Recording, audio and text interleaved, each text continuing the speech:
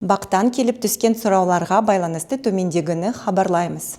Астана қаласы бойынша Қаржы мониторинг агенттігінің департаменті олының еміне қаражат жинау үшін кен көлемді жарнама науқанын ұйымдастырған ерлі зайыптыға қатысты алаяқтық фактісі бойынша тергеп тексеруді аяқтады. Тергеу амалдарына сай, баланың қатысуымен көрсетілген бейнероликтер, әсерлі жазбалар, Instagram және Facebook арқылы жүргізілген таргеттелген жарнама мыңдаған адамның жүрегіне әсер еткен. Азаматтардың сенімі мен жанаршылығын пайдалана отырып, күдіктілер 1 миллиард теңгеден астам көлемде қаражат жинаған. Алайда баланың еміне тек 6 миллион теңге жұмсалған.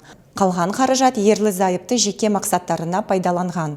Нақты айтқанда, елордада 3 пәтер, жер телімі, 5 автокөлік сатып алған. Сонымен қатар қаражатын бір бөлігі құмар ойындарына жұмсалған. Қайырымдылық қаржысын тұрақты түрде алып отыру үшін, олар келіп түскен қаражатын 3-тен 1 бөлігін әлеуметтік желідегі парақшаларын жарнамалауға бағыттаған.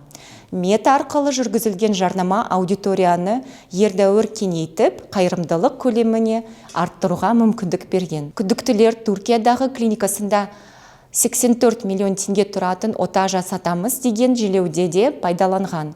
Қажетті сома жиналғанымен шетелде ота жасалмаған. Керісінше олар Instagram парақшасында әуежайдағы ұшып бара жатқан көріністі бейнелейтін ролик жариялап, операция сәтті өтті деген жалған ақпаратты жазба салған. Сотқа дейінгі тергеп тексеру басталғанын білген соң, олар қылмыстық жолмен алынған активтерді тәркілеуден жасыру мақсатында жер телімін 3-ші тұлғаның атына рәсімдеген. Алайда тергеу бұл мәміленің жалған екенін дәлелдеді.